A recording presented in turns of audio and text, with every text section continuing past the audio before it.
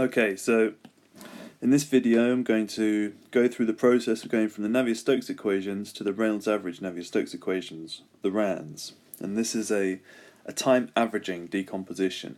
Now, as we have already discussed in the lecture, you can consider a turbulent flow, which is changing in time, where the instantaneous velocity looks characteristically unsteady, turbulent, and this can be decomposed. This is decomposed as follows. So it has a component of mean velocity and a component of fluctuating velocity as follows. So instantaneous is decomposed into the sum of the mean and the fluctuating, which is the deviation away from this mean in time. And this is the framework that we use in order to derive the Reynolds average Navier-Stokes equations. And in this example we're going to do that first for the continuity equations, the conservation of mass, and then later on we're going to do it for the momentum equations. Okay, so in the first instance for the continuity equations, we consider that we have the sum here in 2D of du dx plus dv dy, and we use the tilde to denote the instantaneous quantity. Note that here the subscript dxu is the same as du dx as follows. And so we do the substitution of u instantaneous is equal to u, big U mean, small u for fluctuating, over dx, and v instantaneous is v mean plus v fluctuating. And following the substitution, we have to do a time average. And to denote the time average, we put the over bar, and then we can consider each term one at a time. First, the time average of the mean quantity, and the time average of the fluctuating quantity. So in the first case, the time average of the mean quantity is unsurprisingly just equal to the mean quantity itself. The average of the green line is going to be the same forever in this case. And a little bit more complicated, the time average of the fluctuating quantity is going to be 0.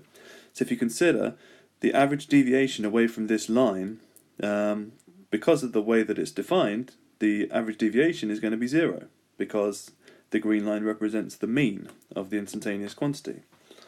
So then we can substitute back in that u in uppercase with an overline is equal to u, and small case u is equal to 0. So ultimately, what you end up with is simply du, which is the time average this time, dx and dv dy. So in order to do the RANS of the continuity, you go from the instantaneous quantity to the mean quantity, and they look very similar. And now looking at the momentum equations, which are the Navier-Stokes equations, we do exactly the same thing. So this time we look at the Navier-Stokes and we do it term by term.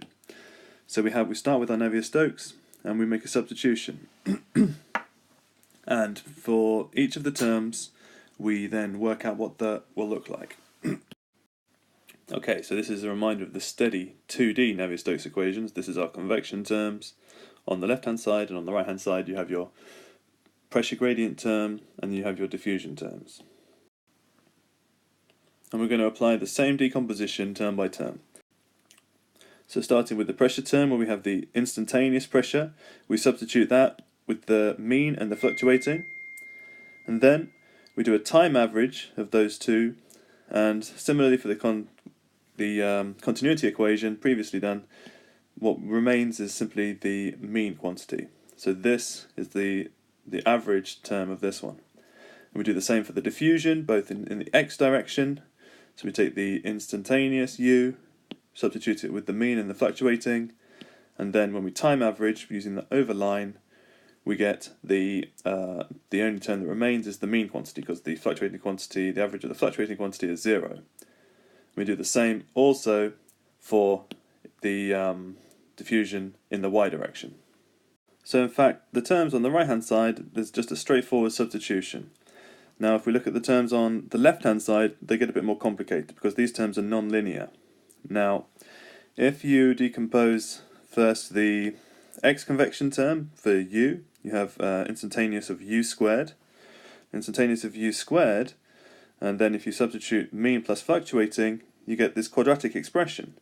And if you then do an average of term by term, so you apply the overline, at this stage, what you see is something slightly different arise. The average of the u squared, the mean u squared term, remains unchanged because the overline, the average of the average, is effectively still an average.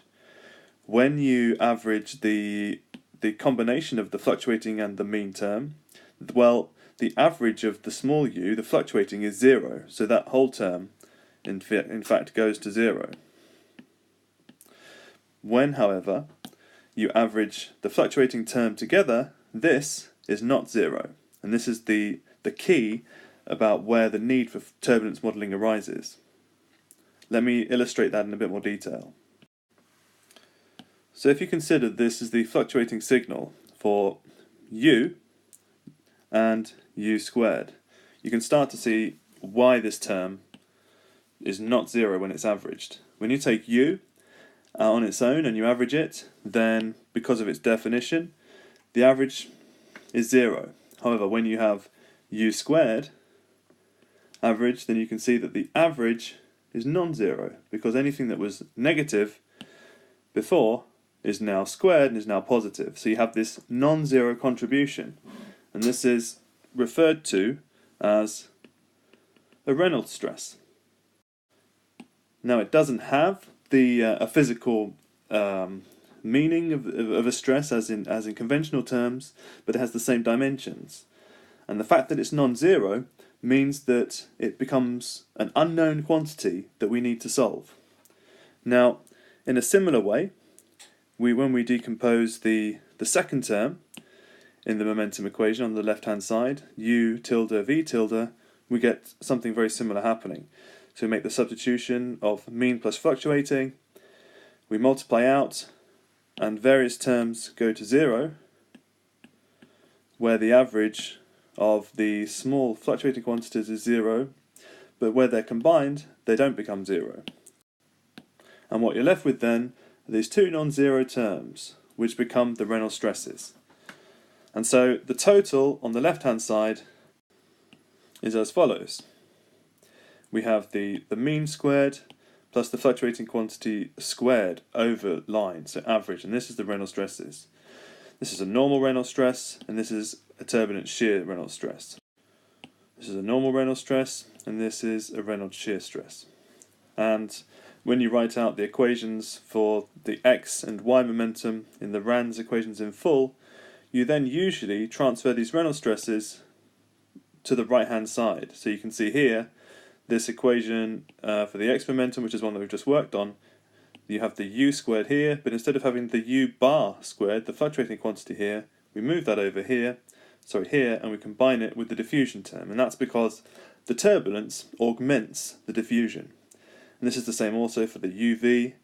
Instead of putting it in this term, we move it over to the right hand side and combine it with the diffusion term in the y direction. And if you do the Reynolds decomposition for the y momentum equation, you would get something like this, which has obviously very similar structure to that for the x momentum, and similarly you have your Reynolds stresses appearing on the right hand side. And you can start to see that in this case there's three unknowns. In the case of a 3D flow, you have 6 unknowns, and you have a tensor of Reynolds stresses.